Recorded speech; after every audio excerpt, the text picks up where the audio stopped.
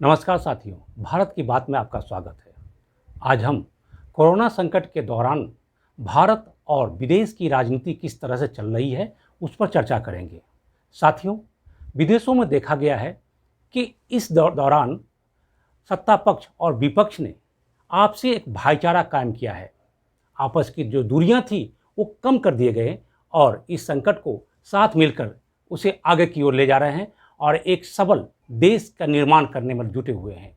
लेकिन भारत में इसका ठीक उल्टा हो रहा है।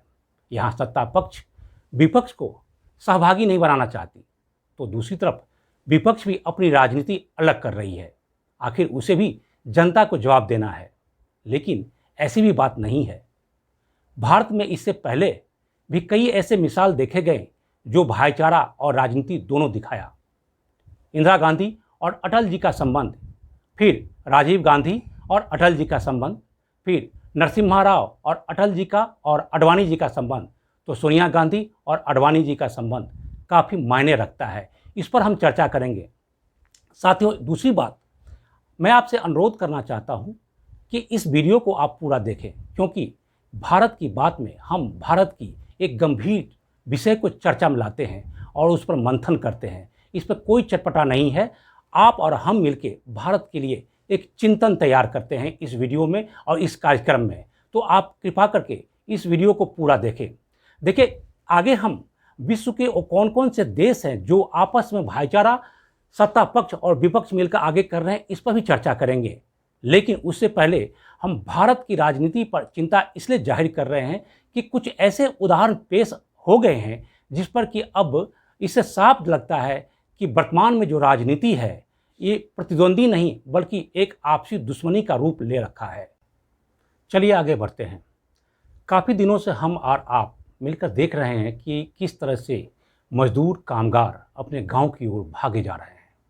फटेहाल, भूखा, नंगा, बच्चों को कंधों पर लेकर किसी तरह से वो सपना एक ही है कि किस तरह गांव पहुँचे। उनकी उम्मीद है कि कोई उन्हें हेल्प करने, सहायता करने के लिए उनके साथ आएंगे, लेकिन ऐसा दिखाई नहीं पड़ रहा है। सरकार का दावा काफ़ी है, वायदे किए गए हैं, लेकिन धरातल पर वो काफ़ी नहीं दिखाई पड़ रहा है। विपक्ष का रूप इसमें भी एक अलग तरीका का दिख रहा है। कई सारे विपक्षी पार्टी सामने आने की कोशिश की गई है, लेकिन सत्ता पक्ष उसे आने के लिए इजाज़त नहीं दे रही है। तो विपक्ष भी अपने मायने, अपनी राजनीति चमकाने की कोशिश की जा रही है। इसमें साफ है कि जनता की बात पर नहीं बल्कि आगे की कुर्सी कैसे बनी रहे, इसकी जुगाड़ में सभी दल लगे हुए हैं। लेकिन इसका निपटारा कैसे होगा, इस पर किसी का ध्यान नहीं है। लेकिन झेलना किसे पड़ रहा है? तो मजदूरों को, जो रास्ते पर बैठे हुए हैं, बीमार है, धूप में पक रहे हैं, पेट में दाने नहीं है। तो फिर इसका क्या होगा? क्या मानवता इतनी निष्ठुर हो गई है? हम आगे भी बात करते हैं। देखते हैं उत्तर प्रदेश में सबसे पहले एक उदाहरण के रूप में लेते हैं कि किस तरह से विपक्षी पार्टियों ने आगे बढ़कर सत्ता को सहायता करने के लिए एक मांग रखी। प्रियंका गांधी ने 1000 बस चलाने की बात कही और सत्ता पक्ष ने उसे स्वीकार भी कर लिया। 1000 बस की लिस्ट दे दी गई, लेकिन सत्ता पक्ष ने उसमें जांच करने की बात कही। 1000 से ऊपर बस की जो लिस्ट दी गई थी, उसमें से लगभग 150 ऐसे नंबर मिले जो टेम्पो, ऑटो, एम्बुलेंस, कार के भी नंबर थे। लेकिन 889 बस के नंबर थे जो कि पूरी तरह से दुरुस्त थे। लेकिन इस पर भी काफ़ी चर्चाएं हुई और आपसी तनातनी बनी रही। नतीजा ये हुआ कि विपक्षी पार्टी के कई नेताओं को गिरफ्तार कर लिया फर्जीवाड़े के रूप में। लेकिन इससे पहले ये भी एक बात हो जाती तो कितना अच्छा होता कि राजनीति अपनी जगह होती, लेकिन मजदूरों की सहायता मिलती तो काफ़ी अच्छा होता।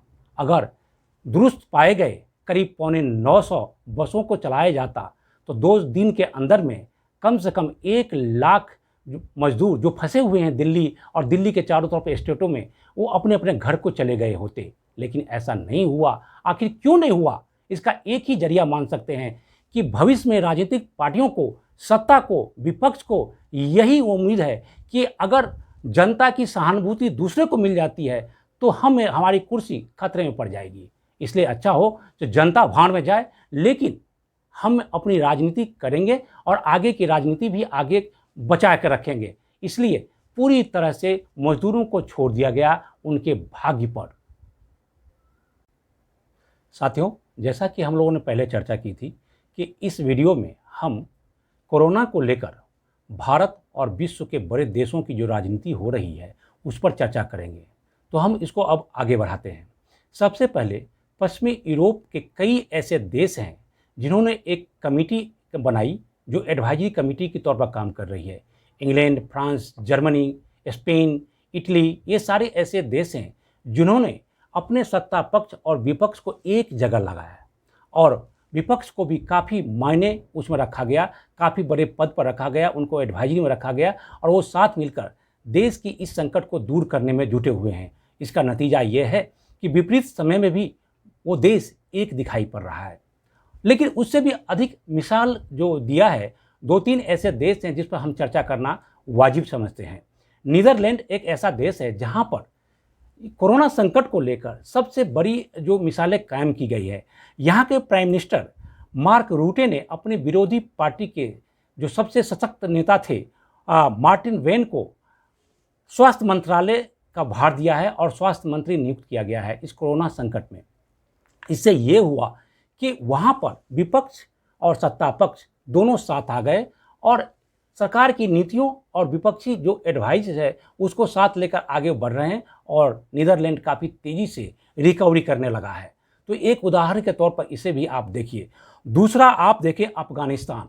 अफ़गानिस्तान में कई ऐसे राजनीतिक संकट आए। हालांकि कोरोना संकट से पहले की ये घटना है, लेकिन उसको भी चर्चा करना है क्योंकि यहाँ पर हम राजनीति की बात कर रहे हैं कि भारत और विदेश की राजनीति में क्या अंतर होते हैं। हालांकि ऐसा नहीं है कि विदेश में आपसी प्रतिद्वंद्विता नहीं होती है, दुश्मनी जैसी भी होती है, लेकिन जब जो देश पर संकट आ जाए तो सब साथ हो जाते हैं। तो अफ़गानिस्तान में आप देखिए, राष्ट्रपति अशरफ गनी ने अपने सबसे विरोधी दल के अब्दुल्ला को साथ मिलकर संकट के समय में उन्होंने सरकार बनाई और आधा मंत्रालय उन्हें दे दिया। देखिए, यहाँ पर वही बात है कि जिस तरह से बीजेपी और जिस तरह से कांग्रेस यहाँ पर है, उसी तरह से अशरफ गनी और अब्दुल्ला की पार्टी वहाँ पर काम करती है। लेकिन संकट के घड़ी में वो दोनों साथ हुए और अब साथ मिलकर अफ़गानिस्तान को मजबूत करने में जुट गए हैं। अब बात करते हैं इजराइल की। इजराइल में 3 बार चुनाव हुए, लेकिन वहाँ पर किसी भी पक्ष को सत्ता बनाने के लिए नहीं मिला वो वोट जो चाहिए था। निवर्तमान जो प्राइम मिनिस्टर बेंजामिन नेतन्याहू जो अभी प्राइम मिनिस्टर हैं, उन्हें भी कोई भी मौका नहीं मिला जो अकेले के दम पर सरकार बनाते। लेकिन 3 बार चुनाव होने के बाद देश की संकट काफ़ी बढ़ गई थी। ऐसे में नेतन्याहू ने अपने सबसे विरोधी जो दल थे उनके नेता बेनी गैंट्स को साथ लाया। बेनी गैंट्स भी वही नेता हैं जैसे कि मैं पहले बताया कि बीजेपी और कांग्रेस वाली बात वहाँ पर भी थी। लेकिन देखिए, जब 3 बार चुनाव हो गए, सरकार नहीं बन पा रही थी, जनता किसी के एक के पक्ष में वोट नहीं दे पा रही थी, तो फिर दोनों ने मिलकर सरकार बनाई। और देखिए, इजराइल की जो बात करें मजबूती में, तो ये किसी से छुपा हुआ नहीं है और इजराइल आगे की ओर बढ़ रहा है। लेकिन क्या भारत में ऐसा आप सोच सकते हैं? शायद वर्तमान की जो राजनीति में है उसमें तो ऐसा दिखाई हमें नहीं पड़ रहा है, क्योंकि वर्तमान की राजनीति और पहले की राजनीति में काफ़ी अंतर हो गया है। लेकिन ऐसा भी नहीं है कि भारत में इससे पहले भाईचारा नहीं था, काफ़ी भाईचारे थे, राजनीतिक प्रतिद्वंद्विता थी, लेकिन आपसी समझबूझ के साथ रिलेशन भी थे, संबंध भी थे, भाईचारे भी थे। इसके कई मिसाल हम आपको दे सकते हैं और आप भी मुझे दे सकते हैं। जैसे कि 1956 में जब भारत में मंदी आई थी तो भुखमरी की समस्या इतनी बढ़ गई थी कि उस समय में जवाहरलाल नेहरू के साथ मिलकर विपक्षी पार्टी ने साथ दिया और इससे काफ़ी आगे तक निकला गया था। 1962 में जब चीन ने भारत पर आक्रमण किया था, उस समय भी विपक्ष और सत्ता पक्ष एक हो गए थे। पाकिस्तान ने 1965 में जब लड़ाई छेड़ी थी, उस समय भी भारत में सभी पक्ष एक हो गए थे। 1971 में जब बांग्लादेश की आज़ादी की लड़ाई लड़ी गई थी, उसमें भारत ने बांग्लादेश का साथ दिया था और इंदिरा गांधी नेतृत्व कर रही थी। उस समय में ही विपक्ष और सत्ता पक्ष एक हुए थे और वही वो समय था जब अटल बिहारी वाजपेयी विपक्ष के नेता थे और उन्होंने इंदिरा गांधी को दुर्गा का अवतार कहा था। तो इस तरह के विपक्ष भी थे और सत्ता पक्ष भी थे। इस पर हम आगे भी चर्चा करते हैं। अब देखिए, इंदिरा गांधी उस समय की सबसे शक्तिशाली नेता भारत की थी और वैसे ही प्रतिभावान विपक्ष के नेता अटल बिहारी वाजपेयी थे। दोनों राजनीतिक प्रतिद्वंदी, एक दूसरे की विचारधारा से अलग, लेकिन 1971 की लड़ाई में सबने साथ दिया।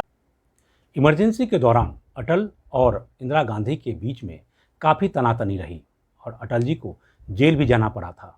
लेकिन इसके बाद भी राजनीतिक प्रतिद्वंदता अलग थी और आपसी समझदारी अलग और संबंध भी अलग। अब चलिए, अब दूसरी बात करते हैं। अटल और राजीव जी के बीच में जो संबंध थे वो काफ़ी ही एक रोचक रूप में देखा जा सकता है। देखिए, इसमें बात यह है कि जब राजीव गांधी प्राइम मिनिस्टर बने तो उस समय में दोनों के बीच में काफ़ी अच्छे संबंध इस बात के लिए एक मिसाल के तौर पर देखा जाता है कि राजीव गांधी को पता चला कि अटल जी किडनी बीमारी से परेशान है और भारत में उस समय किडनी की बीमारी की इलाज इतना संभव नहीं था भारत में, इसका इलाज सिर्फ अमेरिका में होता था। तो राजीव गांधी ने क्या किया, उन्होंने अटल जी से बात की कि आप न्यूयॉर्क जाइए और वहाँ अपना इलाज कराइए। लेकिन अटल जी ने कहा कि नहीं, मेरे पास में पैसे नहीं है, इसलिए मैं वहाँ नहीं जा सकता। और राजीव जी ने आग्रह किया कि नहीं, सरकारी खर्च पर आप चले जाइए। तो अटल जी ने मना कर दिया कि नहीं, हम सरकारी खर्च पर अपना इलाज नहीं करवाएंगे। अब राजीव गांधी असमंजस में पड़ गए। फिर उन्होंने सोचा कि इलाज तो करवाना होगा, क्योंकि इतने बड़े नेता भारत को चाहिए, तो उनको रहना जरूरी है।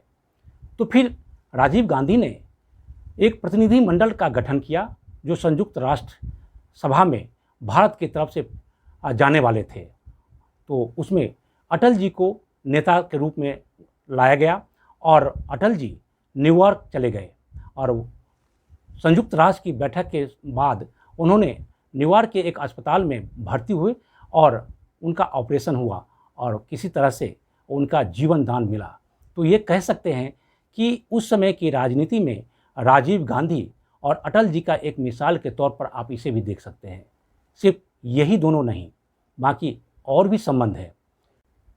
एक और मिसाल के तौर पर देखिए, नरसिम्हा राव और अटल बिहारी वाजपेयी। उस समय में नरसिम्हा राव प्राइम मिनिस्टर थे और अटल बिहारी वाजपेयी विपक्ष के नेता।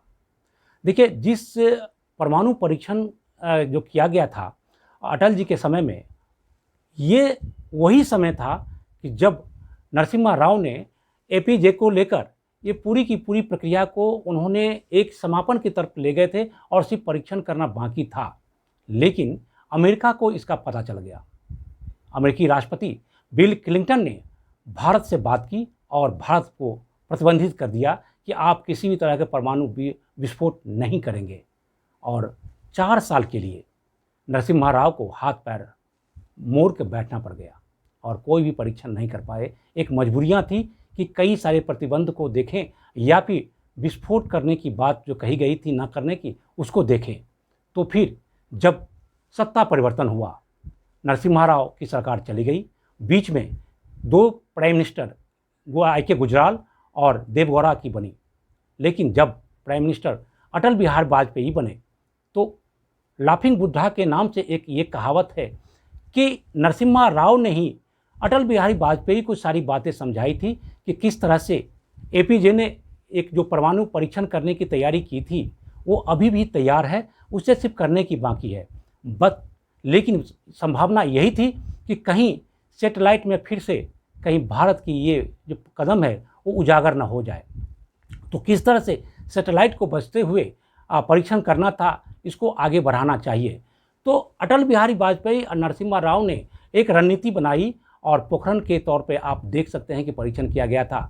और जब ये परीक्षण सफल हुआ तो दोनों का चेहरा आप देखें, दोनों पार्लियामेंट में बैठ के हंस रहे थे। इसे ही लाफिंग बुद्धा के रूप में कहा गया है। चलिए लौट के आते हैं वर्तमान राजनीति पर। क्या वर्तमान राजनीति जो अभी हम लोगों ने देखा वो इस समय में संभव है? शायद नहीं। अगर वो राजनीति आज की डेट में भी संभव होता तो भारत आज काफ़ी आगे बढ़ा होता। सत्ता पक्ष और विपक्ष में ये बेवनस नहीं होता, आपसी दुश्मनी नहीं होती। अगर साथ मिलकर साथ लड़े तो कोरोना क्या, उससे भी भयंकर से भयंकर जो संकट है, भारत को कुछ नहीं बिगाड़ सकता। लेकिन राजनीति इतनी प्रबल है कि सत्ता में बने रहने के लिए कुछ भी करने को तैयार है। तो फिर ये मजदूर क्या, ये कामगार क्या, ये आम जनता क्या, ये गरीब जनता क्या। लेकिन इसे सत्ता पक्ष और ना ही विपक्ष इस पर लगाम लगा सकते हैं। लगाम सिर्फ आम जनता ही लगा सकती है। जब वो वोट देते हैं तो उन्हें ये बात को ध्यान रखना चाहिए कि कहीं सत्ता पक्ष और विपक्ष हमारे दायरे से आगे नहीं निकल जाए और उनका जो काम है वो अलग रूप से न रूप ले, जो भारत के हित में ना दिखाई पड़े। हालांकि आम जनता चाहे तो सब पर लगाम लगा सकती है। हम तो भारत की बात ही करेंगे, आप और हम मिलकर भारत की बात करें और भारत के लिए चिंता करें और भारत को कैसे मजबूत किया जाए उस मुद्दे को उठाएं और उसको समाधान में जुटाएं। तो इस तरह की बातें हम लोग करते रहेंगे। तो चलिए अगले एपिसोड में हम फिर एक मुद्दे के साथ आपके साथ रूबरू होंगे। तब तक के लिए आपसे हम विदा लेते हैं। धन्यवाद, नमस्कार।